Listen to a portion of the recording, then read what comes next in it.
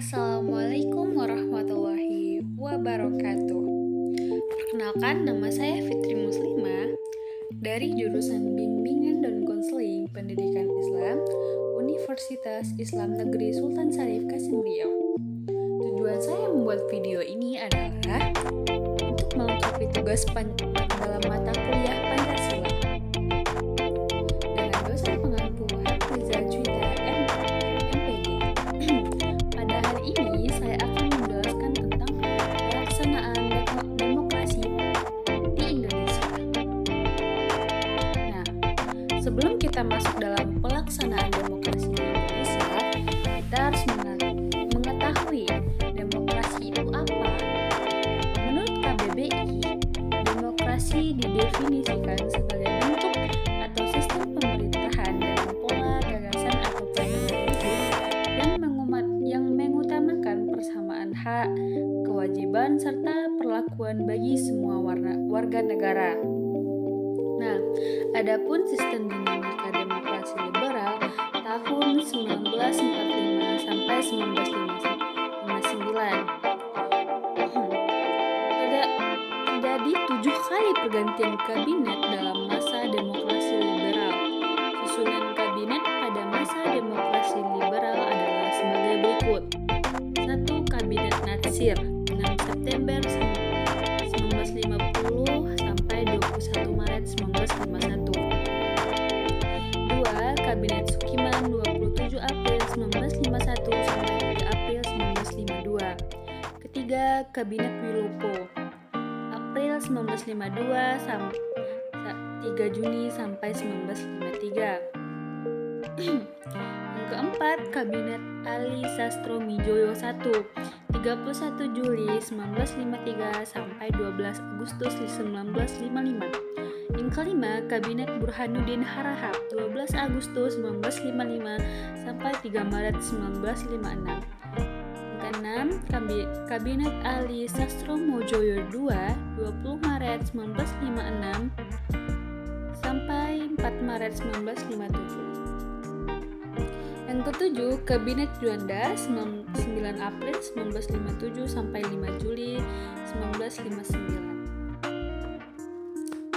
Pada masa kabinet ini hanya bertahan kurang lebih 1 tahun. Mengapa era ini seringkali terjadi pergantian kabinet? Apa alasan utamanya? Karena adanya perbedaan kepentingan antar partai yang ada. Sayangnya, perbedaan di antara partai-partai tersebut tidaklah pernah dapat terselesaikan dengan baik.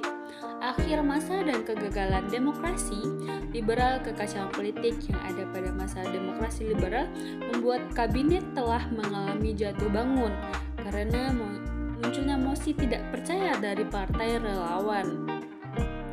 Sehingga banyak terjadi perdebatan dalam konstituante dan sering menimbulkan suatu konflik yang berkepanjangan yang menghambat upaya pembangunan. Yang kedua, demokrasi terpimpin 1959-1965 atau masa Orde Lama. Istilah demokrasi terpimpin pertama kali digunakan secara resmi dalam pidato Presiden Soekarno pada 10 November 1956 pada pembukaan sidang konstituante di Bandung.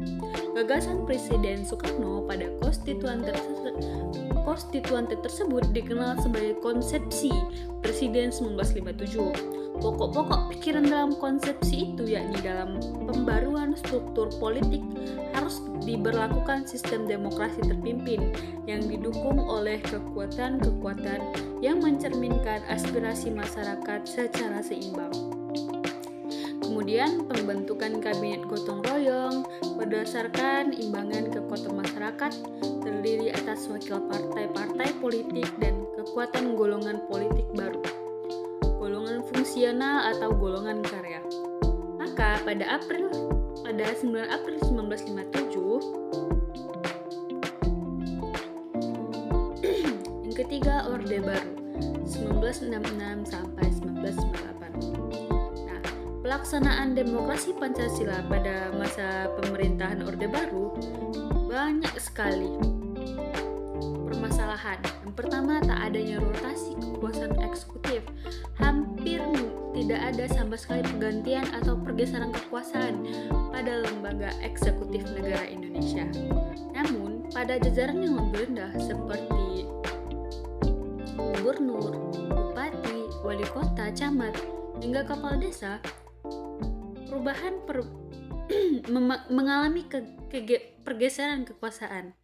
Nah, pada jabatan eksekutif mungkin terjadi pada jabatan wakil presiden, sedangkan pemerintah esensial atau dasar berjalan tetap dan tak goyah sama sekali. Yang kedua, rekrutmen politik tertutup. Proses rekrut politik adalah proses pengisian jabatan politik dalam penyelenggaraan pemerintah suatu negara, baik pada lembaga eksekutif, legislatif, hingga yudikatif. Meski mengaku menjalani konsep demokrasi seperti penerapan nilai Pancasila dan amanat UUD 1945, pemerintahan Orde Baru menjalani sebuah sistem rekrutmen politik yang sangat tertutup. Pengecualian terjadi pada keanggotaan DPR sejumlah 400 orang yang dipilih lewat pemilu. Jabatan tinggi negara diisi oleh orang-orang yang dipilih sendiri oleh lembaga kepresidenan. Berlaku juga ada 100 orang anggota DPR legislatif yang dipilih dengan SK Presiden. D. Era reformasi 1998 sampai sekarang. Berikut beberapa ciri atau karakter demokrasi pada masa reformasi. 1. Kebebasan pers lebih baik.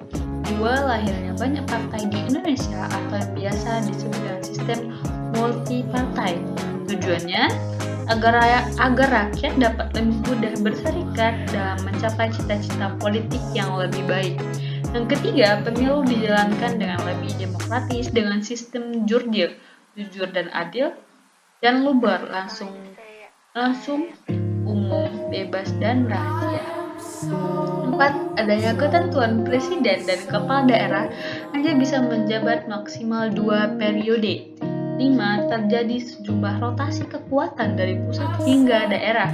Yang keenam, terjaminnya hak-hak dasar warga negara seperti ialah kebebasan berpendapat. Ketujuh, pola rekrutmen politik dilakukan secara terbuka. Yang kedelapan, sistem pemerintahan presidensial. Yang kesembilan, sistem pemilihan langsung untuk presiden dan kepala daerah. Yang kesepuluh, lembaga perwakilan dibagi menjadi DPR dan DPD. Yang kesebelas, desentralisasi kekuasaan dengan model otonomi daerah.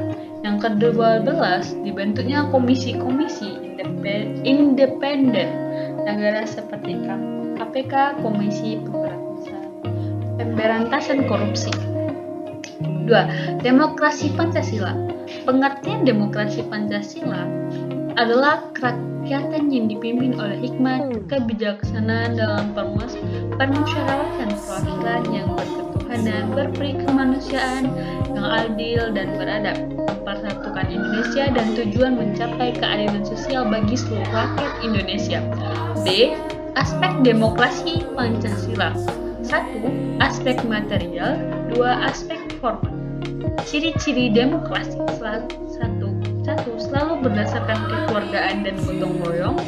2. Cara pengambilan keputusan melalui musyawarah untuk mencapai mufakat. Yang ketiga, adanya keselarasan antara hak dan kewajiban. Yang keempat, menghargai hak asasi manusia. Yang kelima, ketidaksetujuan terhadap kebijakan pemerintah disalurkan melalui wakil-wakil rakyat.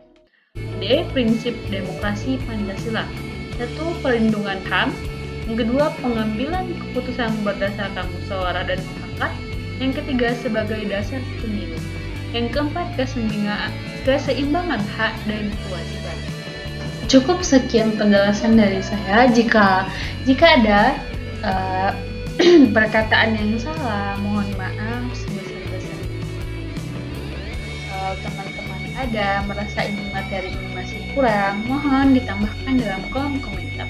Semoga bermanfaat dan menambah ilmu teman-teman. Sekian, wassalamualaikum warahmatullahi wabarakatuh.